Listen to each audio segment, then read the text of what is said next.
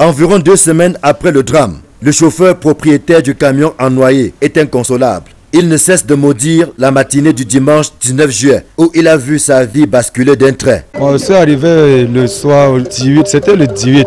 Le bac avait un peu de problème. J'ai dormi qu'au bord. Le matin vers les 9h, j'arrive encore, ils me disent qu'ils ont dépanné. Je monte sur le bac. Arrivé au milieu du fleuve, le moteur s'est éteint.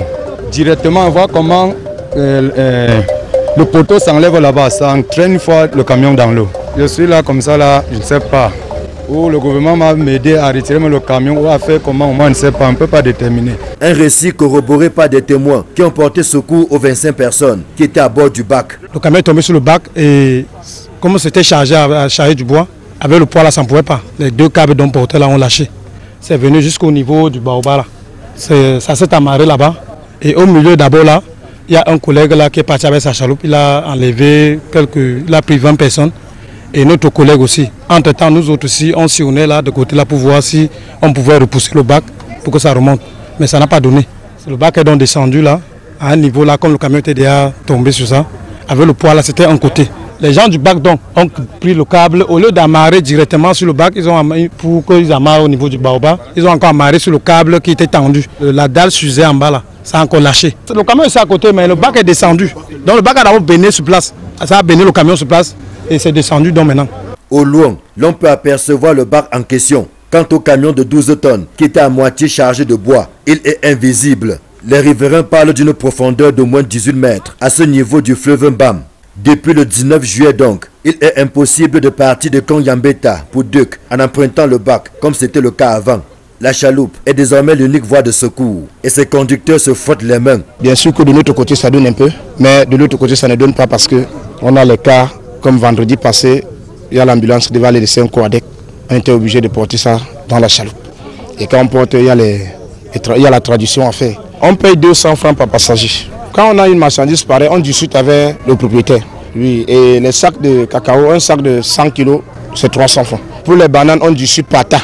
Vu que les femmes qui font ce commerce sont d'abord nos sœurs. Mise au parfum de l'incident qui a porté un sérieux coup aux échanges commerciaux et à la circulation des hommes et des biens entre les arrondissements de Konyambeta et de Duk, le ministre des Travaux publics est descendu au village Chanyang. Emmanuel Ganou Djoumessi était porteur d'une bonne nouvelle. Nous avons noté bel et bien que le bar est dans l'eau, mais nous avons déjà un bar qui va y être installé en ces mêmes lieux d'ici une trentaine de jours. Vous noterez que je suis là avec l'ingénieur industriel concerné. Le bar, ces éléments seront acheminés dès le lendemain pour que le bar soit à nouveau fonctionnel, pour relier cette rive de Konyambeta à celle de Duk dans les 30 prochains jours. L'ingénieur en charge de ce dossier se veut rassurant quant au respect du délai de 40 jours. Déjà, il y a un bac à notre disposition au pont de l'enfance. C'est ce bac qu'il avait utilisé pour faire construire le pont de l'enfance en 2010. Actuellement, comme le bac a chaviré, ils étaient en train de demander que j'aille récupérer le bac que vous avez vu. Mais il était très risquant en ce moment pour récupérer. Je proposais qu'on pouvait récupérer le bac du pont de l'enfance et le réhabiliter, augmenter sa capacité et mettre à Chayang. Il m'a donné son accord et puis j'ai mis déjà des gars pour récupérer ce bac.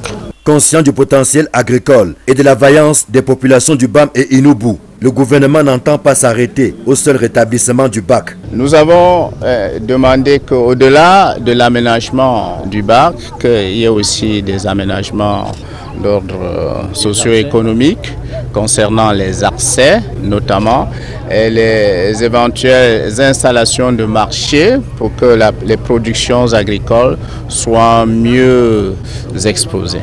Les populations sont impatientes de voir toutes ces promesses se mettre en place. Mais elles souhaitent davantage une accélération des projets en cours de réalisation, notamment la construction du pont qui va relier les arrondissements de Konyambeta et de Duk, ainsi que l'aménagement des voies d'accès au fleuve Mbam à partir de la nationale numéro 4. Il y a de cela près de 8 mois à 10 mois qu'on a mis le projet du pont en marche. Que nos élites d'abord du Mbam essaient de revoir s'ils peuvent acheminer ce dossier-là pour que le pont de Chayang soit réalisé. Et comme le pont de Chayang ne peut pas se réaliser sans la présence du bac, parce qu'il faut que le matériel traverse par le bac, vraiment que le chef de l'État essaie d'écouter nos pleurs, que ça ne donne pas.